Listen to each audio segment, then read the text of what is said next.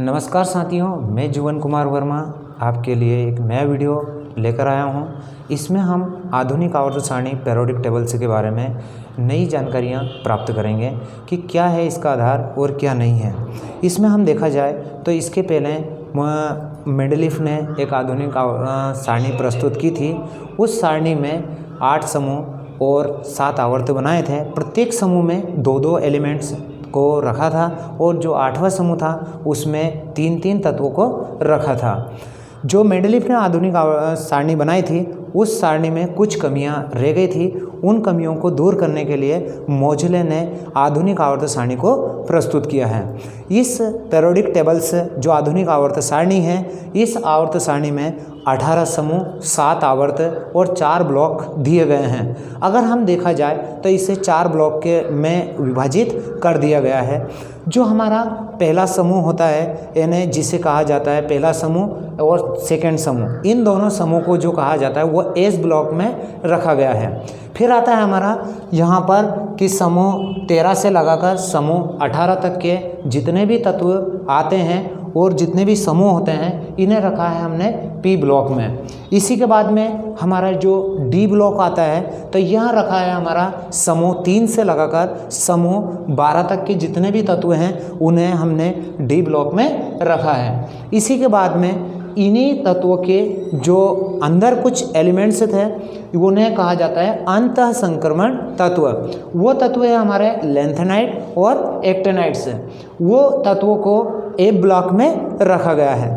तो इसमें अगर देखा जाए तो इसमें 4 ब्लॉक्स हैं और इसके बाद इनमें देखा जाए तो अलग अलग समूह में इन्हें डिवाइड किया है। प्रत्येक समूह में एक एक ही तत्व को रखा गया है। यहाँ पर जो हमारा पहला जो समूह है इसे कहा जाता है क्षारीय धातु और जो सेकंड समूह वाले हैं हमारे उन्हें कहा जाता है क्षारीय मृदा धातु। अगर देखा जाए तो इसमें जो इन सभी जो क्षारीय धातुएं होती हैं इनकी सभी की जो वैलेंसी यानी संयोजकता अगर देखी जाए तो इन सभी की जो संयोजकता होती है वो होती है +1 होती है, क्योंकि इनके बाह्यतम कोश में जो इलेक्ट्रॉनों की संख्या होती है वो 1 होती है। यानी ये आसानी से क्या करते हैं, एक इलेक्ट्रॉन को डोनेट कर सकते हैं। इसी के बाद में हमारा जो सेकंड समूह आता है उसे कहा जाता है क्षारीय मृदा धातु। ये भी हमारे जो एस ब्लॉक के ही तत्व रहेंगे। एस ब्लॉक में ये दोनों ही आते हैं। एस में 2 इलेक्ट्रॉन्स रहेंगे और बाह्यतम जो कक्षा रहेगी उसमें भी इलेक्ट्रॉनों की संख्या 2 ही रहेगी। तो इसमें ये जो क्षारीय मृदा धातुएं होती हैं इन्हें सभी को क्या कहा जाता है, एल्किल मेटल्स कहा जाता है, इन्हें क्षारीय मृदा धातु। और इन सभी की जो संयोजकताएं की अगर हम बात करें तो इन सभी की जो संयोजकताएं होती है वो होती है हमारी +2 होती है। इसी के बाद में अगर हम यहाँ पर बात करें पी ब्लॉक के एलिमेंट से तत्वों की बात करें तो ये जो हमारा पी ब्लॉक है उसे समूह 13 से लगाकर समूह 18 तक के बीच में रखा गया है। इन्हें ये जो समूह होता है इसमें इधर वाले जो दिखाई दे रहे हैं हमारे ये धातुएं होती हैं और ये अधातुएं होती हैं। इसके बाद यह जो हमारा यहाँ पर जो दिखाई दे रहे हैं कुछ elements boron, silicon, germanium, arsenic, antimony, tellurium और पोलिनियम, इन्हें कहा जाता है उपधातु कहा जाता है, इन्हें सब मेटल्स कहा जाता है। अर्थात इससे उधर वाले जितने भी एलिमेंट्स होते हैं उन्हें कहा जाता है धातुएं, इन्हें मेटल्स होती हैं। और जो इससे इधर वाले जितने भी एलिमेंट्स होते हैं तो वो होते हैं हमारे नॉन मेटल्स, अधातुएं होती हैं। और ये जो बीच में हमें दिखाई दे रहे हैं ये होती हैं हमारे सब मेटल्स यानी उपधातुएं होती हैं।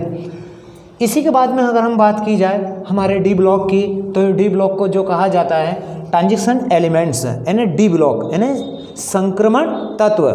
तो ये जो संक्रमण तत्व हैं ये है हमारे समूह 3 से लगाकर समूह 12 तक के एलिमेंट्स होते हैं। यानी अर्थात इनके अगर हम इलेक्ट्रॉनिक विन्यास भी अगर करते हैं तो इनका बाह्यतम जो इलेक्ट्रॉन अंतिम इलेक्ट्रॉन प्रवेश करेगा वो डी ब्लॉक में ही प्रवेश करेगा। अगर इनकी संयोजकताएं की बात की जाए तो इन्हीं सभी की जो संयोजकताएं होती हैं वो होती है +2 होती है और इन्हें कहा जाता है संक्रमण तत्व। इनका जो इलेक्ट्रॉनिक विन्यास होता है यानी n-1 10 1 से लगाकर 10 तक NS1 से 2 है ना। अर्थात जो क्रोमियम होता है इसमें D4 नहीं होता है और जो हमारा जिंक कॉपर होता है कॉपर में D9 नहीं होता है। तो इसके बाद यहाँ पर क्या हो जाएगा, यहाँ पर जो हो जाएगा D5 हो जाएगा अगर हम इलेक्ट्रॉनिक विन्यास करें, और जो लास्ट वाला जो S में से एक इलेक्ट्रॉन D में प्रवेश कर लेगा, यानी अर्थात ये परिवर्तित संयोजकता प्रदर्शित करेगा। इसी प्रकार से हमारा जो कॉपर होता है, कॉपर में भी परिवर्तित संयोजकता प्रदर्शित करेगा। इसी में होता है हमारा Q+ और एक होता है हमारा Q' होता है। तो यही हमारे एलिमेंट्स होते हैं, इन्हीं की जो संयोजकताएं +2 होती है। इसी के बाद अगर हम देखें तो यहाँ पर कुछ एलिमेंट्स थे इन्हीं संक्रमण तत्व, लेकिन अध्ययन की दृष्टि से मोजले ने कुछ एलिमेंट्सों को, इन्हें लैंथेनाइट और एक्टिनाइट्स को अध्ययन की दृष्टि से इन्हें अलग रख दिया। इन्हें ये यहीं के एलिमेंट्स हैं, इन्हें 14 एलिमेंट्स ये हैं और 14 एलिमेंट्स ये हैं। ये अर्थात 57 से लगाकर तो 71 और ये होते हैं हमारे लैंथेनाइट्स। और इन्हें कहा भी जाता है 4F श्रेणी भी कहा जाता है, क्योंकि ये इनर ट्रांजिशन एलिमेंट्स होते हैं, इन्हें अर्थात अंतर संक्रमण तत्व या अंत संक्रमण तत्व, और इन्हें कहा जाता है F ब्लॉक के तत्व कहा जाता है। तो ये हमारे F ब्लॉक के हो जाते हैं। और इसी में अगर हम देखें तो ये नीचे जो हमारे हैं दिए हैं एक्टिनाइट्स हैं, ये एटॉमिक नंबर इन्हें 89 से लगाकर इन्हें अर्थात 90 से लगाकर 103 तक के जो एलिमेंट्स होते हैं, 14 एलिमेंट्स हैं, इन्हें कहा जाता है एक्टिनाइट्स। तो ये जो हमारी आवर्त सारणी है, ये 4 ब्लॉक में इसको डिवाइड कर दिया है। और जो मोजले ने इसका आधार लिया था कि किस आधार पर इसको प्रस्तुत किया जाए, तो इसका जो आधार लिया था उन्होंने लिया था परमाणु संख्या यानी एटॉमिक नंबर। जिसका परमाणु क्रमांक 1 रहेगा उसे फर्स्ट स्थान पर रखा जाएगा, जिसका एटॉमिक नंबर 2 रहेगा उसे सेकंड नंबर पर रखा जाएगा। तो सभी को जो रखा उन्होंने यानी एटॉमिक नंबर यानी परमाणु क्रमांक के ऊपर ही व्यवस्थित किया है। इसी में जो मेंडलीव की अनेक प्रकार की जो कमियां रह गई थी, उन कमियों को भी मोजले ने व्यवस्थित या दूर कर दिया। कुछ भी संगतियां रह गई थी उसमें, उन भी संगतियों को मोजले ने दूर कर किया है। उन्होंने जो मेंडलीव की आवर्त आधुनिक आवर्त सारणी, मेंडलीव की जो सारणी थी, उस सारणी में जो गैसें थी उनके लिए कोई स्थान नहीं दिया गया था, उन्हें शून्य समूह में रखा गया था, जबकि हमारे मोजले ने इन्हें समूह 18 में प्रस्तुत किया गया है। इसी के बाद हम देखें तो जो हमारा P ब्लॉक होता है, P ब्लॉक को कहा जाता है सामान्य तत्व। इसमें बोरान परिवार के होते हैं, कार्बन परिवार होता है, नाइट्रोजन परिवार होता है और ऑक्सीजन परिवार होता है और हेलोजन परिवार होता है, और होता है हमारा अक्रिय गैस वाला यानी शून्य समूह वाला समूह, अर्थात वर्तमान में इसे रखा गया है 18 समूह में। ये सभी नोबल्स गैसें होती हैं, अर्थात helium, neon, argon, krypton, xenon, radon जो गैसें होती हैं हमारी, इन गैसों को कहा जाता है नोबल गैसें, इन्हें अक्रिय गैसें। ये किसी से भी क्रिया नहीं करती हैं। क्यों नहीं करती हैं? क्योंकि इनका अष्टक पूर्ण होता है, अर्थात ये किसी क्रिया से क्रिया नहीं कर पाएंगे इनके अष्टक पूर्ण होने के कारण। लेकिन इसमें भी एक अपवाद के रूप में दिया हुआ है, जो हीलियम होता है उन्हें ये अष्टक नियम का पालन नहीं करता है। इसी के बाद में अगर हम देखें इस आधुनिक आवर्त सारणी में, तो यहाँ पर हमारा जो हाइड्रोजन दिया है, इसका भी स्थान एक अगर देखा जाए तो एक व्यवस्थित नहीं है, क्योंकि ये कुछ समूह फर्स्ट से और समूह 17 से, इन दोनों से ही क्या करता है, गुणों में समानता प्रदर्शित करता है। तो ये इसका एक विसंगति रह गई है इस आधुनिक आवर्त सारणी में भी, कि ये एक अपवाद के रूप में होता है। इसी कारण से जो हमारा हाइड्रोजन होता है, हाइड्रोजन को कहा जाता है आवारा तत्व, है ना, अर्थात ये 2 जगह पर क्या करता है, अपनी समानता को प्रदर्शित करता है। इसी के बाद में हम अगर और भी इसी की और हिस्ट्री या अलग अलग प्रकार से देखें तो इनकी संयोजकता मैंने अभी बताया था। और अगर देखा जाए इनकी ऋण विद्युतता, तो ऋण विद्युतता क्या होती है कि बाएं से अगर हम दाएं पर जाते हैं तो इनकी ऋण विद्युतता का मान क्या होता जाता है, बढ़ता जाता है, और धन विद्युतता का मान क्या होता जाता है, घटता जाता है।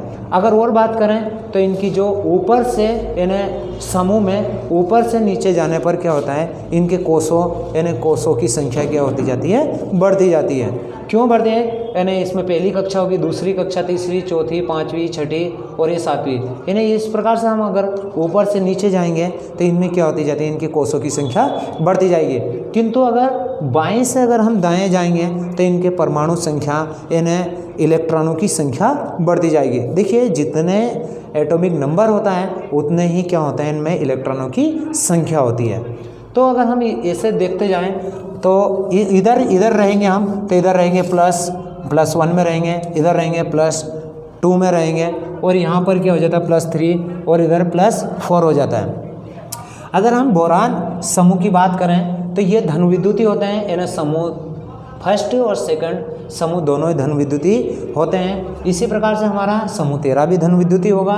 लेकिन तो जो हमारा कार्बन परिवार होगा, इन्हें अर्थात देखा जाए तो कार्बन जो समूह के जो सदस्य होंगे उनमें जो संयोजकताएं होगी वो +4 भी हो सकती है और -4 भी हो सकती है। अर्थात ये इलेक्ट्रॉन दे भी सकते हैं और इलेक्ट्रॉन को ले भी सकते हैं। इसी के बाद में इस पेरियोडिक टेबल्स में यहाँ पर हमारी कुछ उपधातुएं दी हैं जिनमें धातु और अधातु इन दोनों के ही गुण पाए जाते हैं। इसी के बाद हमारे इधर वाला जो एलिमेंट्स होते हैं इन्हें सभी को नॉन मेटल्स, इन्हें अधातु कहे जाएंगे। इधर जाने पर इन्हें अर्थात बाएं से दाएं जाने पर ऋण विद्युता का मान बढ़ता है, किंतु दाएं से बाएं जाने पर ऋण विद्युता का मान घट जाता है। अगर हम देखें तो इस पेरियोडिक टेबल में सबसे ज़्यादा ऋण विद्युती जो एलिमेंट्स हैं वो है हमारा फ्लोरीन, यानी सबसे ज़्यादा ऋण विद्युती होता है और इन्हें कहा जाता है हेलोजन। तो हेलोजन है हमारे फ्लोरीन, क्लोरीन, ब्रोमीन और आयोडीन। हमेशा इनके बाह्यतम कोश में इलेक्ट्रॉनों की जो संख्या होती है वो 7 होती है। इसी कारण से ये किसी को डोनेट नहीं कर पाते हैं और क्या करते हैं, ये इलेक्ट्रॉन ग्रहण कर लेते हैं। यहाँ पर हमारा जो समूह 18 दिया है, इन्हें अक्रिय गैस, नोबल गैस भी कहा जाता है, उत्कृष्ट गैस भी कहा जाता है। तो ये ना तो किसी को देते हैं और ना ही इलेक्ट्रॉन लेते हैं। इस कारण से इनके अष्टक भी कैसे होते हैं, पूर्ण होते हैं, अर्थात इन्हें अक्रिय यानी उत्कृष्ट समूह भी कहा जाता है। तो इन्हें जो मोजलेन है समूह 18 में रखा है।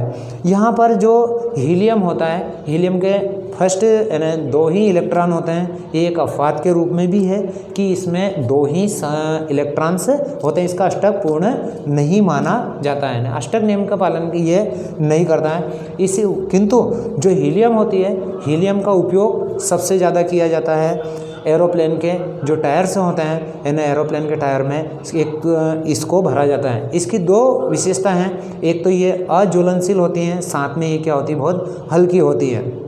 तो जब इसमें आग नहीं लग पाती, इस कारण से जो एरोप्लेन के जो टायर्स होते हैं उनमें भी इसको दिए उपयोग किया जाता है। और साथ में जो गोताखोर होते हैं, गोताखोर को श्वसन के लिए, कृत्रिम श्वसन के लिए उनको भी यही हीलियम प्लस ऑक्सीजन दोनों का ही क्या दिया जाता है, मिश्रण दिया जाता था। पहले जो नाइट्रोजन और ऑक्सीजन का दिया जाता था, लेकिन उसके स्थान पर अब हीलियम और ऑक्सीजन का मिश्रण दिया जाता है। इसी के बाद हम अगर और वे बात करें इस पेरियोडिक टेबल्स के बारे में, तो इसके बारे में यानी कुछ एलिमेंट्स है। यहाँ पर हमारा जो सीजियम है, सीजियम का पूछा भी गया है कि सीजियम का उपयोग सौर पैनल वाले जो सौर पैनल बनाए जाते हैं उनमें किया जाता है। तो ये एक ऐसी धातु है जिसको थोड़ी सी ही एनर्जी मिले और ये अपने इलेक्ट्रॉनों को क्या करती है, डोनेट कर देती है, यानी यहाँ से इलेक्ट्रॉन्स, आयन्स क्या होंगे, निकलना प्रारंभ हो जाते हैं। तो सीजियम होता है, सीजियम का जो उपयोग किया जाता है वो किया जाता है सौर पैनल में उपयोग किया जाता है। लिक्विड अवस्था में जो हमारी एक धातु मेटल से पाई जाती है वो है हमारी मरकरी। और इसी के बाद में अगर देखा जाए तो हेलोजन में अधातु के रूप में जो लिक्विड अवस्था में जो पाई जाती है वो पाया जाता है हमारा ब्रोमीन पाया जाता है। तो ये और भी इसके और भी जानकारी मैं आपके सामने बताऊंगा आगे वाले वीडियो में। यहाँ के लिए बस इतना ही। और अगर हमारा ये वीडियो आपको पसंद आया हो तो इसको लाइक करें, शेयर करें और सब्सक्राइबर करें। इसी के साथ जय हिंद, जय भारत।